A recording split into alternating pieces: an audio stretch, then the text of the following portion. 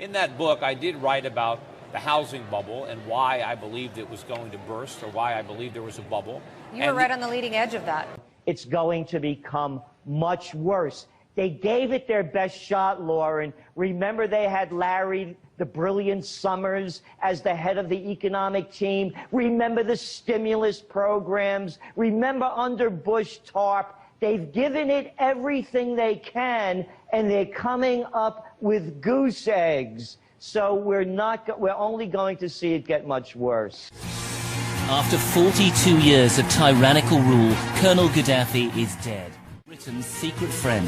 Tonight, how we colluded with him to kidnap Gaddafi's opponents around the world. Among the international businessmen and the jet-setting playboys is this man, Moussa Koussa.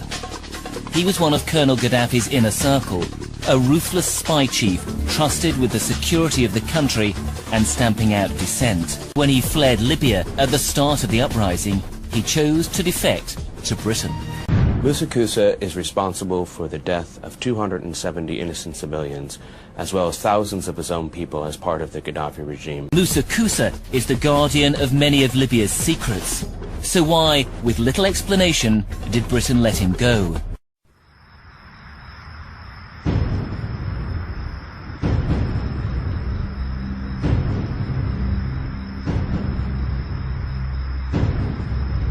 Last week, the head of the country's central bank floated the idea of dumping the greenback as the world's reserve currency, replacing it with an international currency. Thousands of people gathered to hear Barack Obama deliver key foreign policy speech on his current European tour. His vision for America's place in a new world order. After Tripoli fell, his old offices were abandoned and torched, but some documents survived. They exposed Libya's secret relationship with the UK in a series of letters between Moussa Koussa and MI6. These documents are absolutely extraordinary. They show the real detail of the secret relationship between Britain and America and Gaddafi's police state. And what really is amazing is the tone of them, the friendliness. They're cosy and smug at some stages. And tonight, we can show that Britain's friend Moussa Koussa was attached to the bloodiest massacre of Gaddafi's regime. When we searched former intelligence offices bombed out by NATO, we managed to salvage some of the regime's surveillance tapes.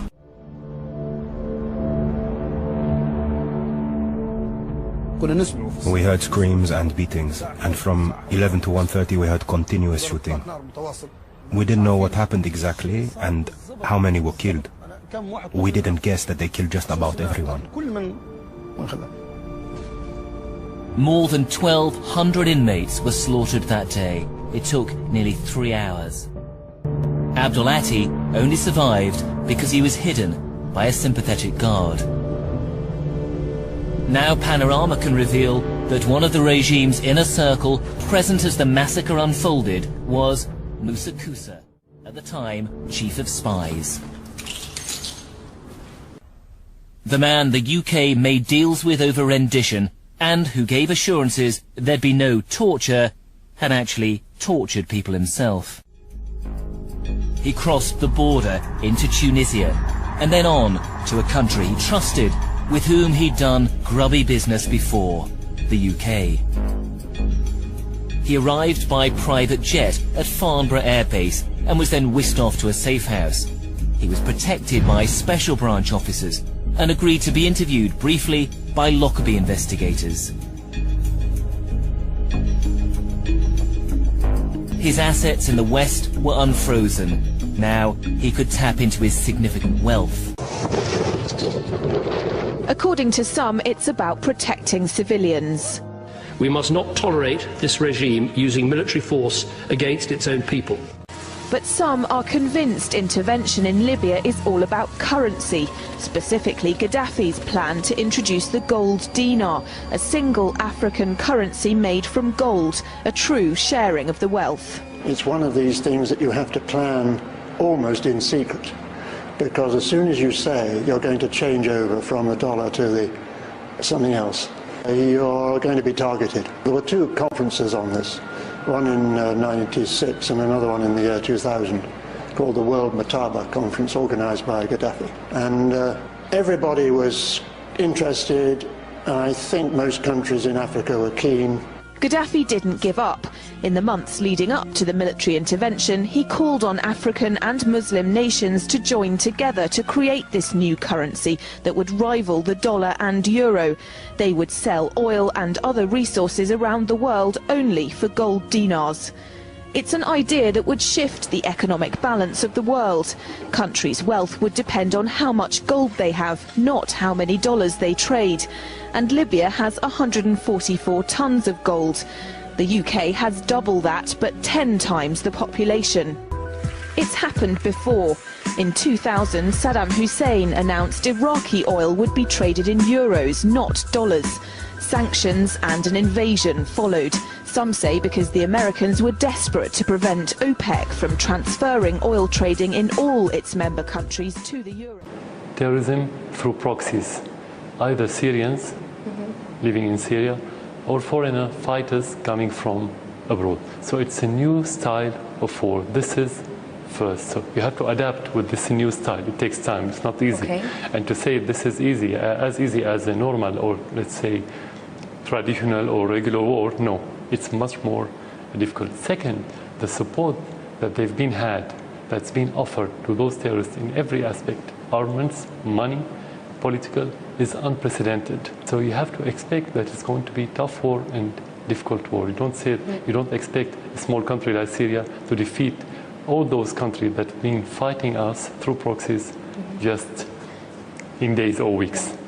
Changing laws in favor of the banks, and he's not doing anything to stop the banks. He's helping the banks continue to do what they were doing under Bush. So in fact, he's just a continuation of Bush on the subject of markets and finance, which is the most important part of his policy right now. People who voted for Obama wanted real change and are getting platitudes, are getting a lot of nice talk, but nothing in the way of concrete change is taking place. In this town, business as usual.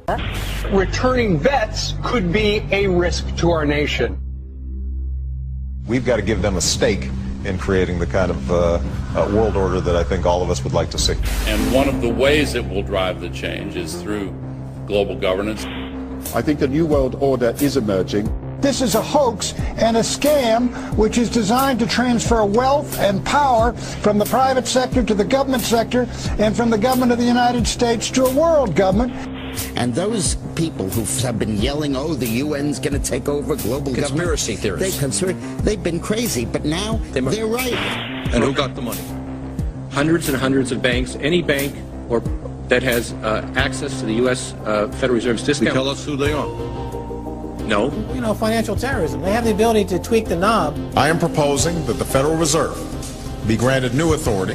The ultimate goal of the carbon tax and the cap and trade is to destroy production. This energy tax is the largest tax increase in American history. We're actually creating a global warming police. So number one, they can come in, the federal government can come in and inspect your house and send you the bill. We're setting up a global warming Gestapo. One of the things that if you talk to our generals, they are desperate for is a civilian counterpart to our military forces. President Obama today proposed something new, something called prolonged detention. Pre-crime is where people are arrested and incarcerated to prevent crimes that they have not yet committed. You know, a very sharp guy, very smooth, knows exactly what he's doing. For that reason, far more dangerous than Bush. Make a prediction, because a lot of people are saying that QE3 is coming next month. Do you predict we're going to see that? You know, I don't know if they're going to call it QE3 or some other kind of scheme, but they have to do something to keep pumping money into the system. Look, Lauren, we found out because of the reporting that went on, we just found out 2 years ago that the Federal Reserve was pumping, what, $1.2 trillion into the banks around the world that we didn't know about. They're going to do something, and that's why gold prices are going up. Well, look, we know that that Washington is talking about more austerity measures, the same kind of austerity measures that are racking through Europe as well. What does that mean? it means more cutbacks. So at a time when the economy is already slowing down, they created, as you pointed out, 0 jobs.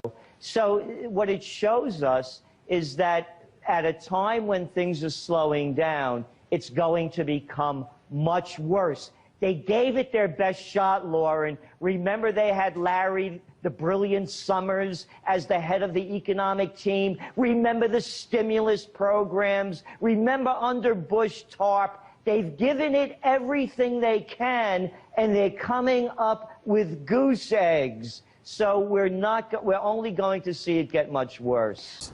The Fed, they're in this thing all the way around. And yet, you want to talk about powerful people, you've got a majority of congressmen that are willing to say, we need to open up the books of the Fed. You can't even get this thing brought to the floor now. Why is that?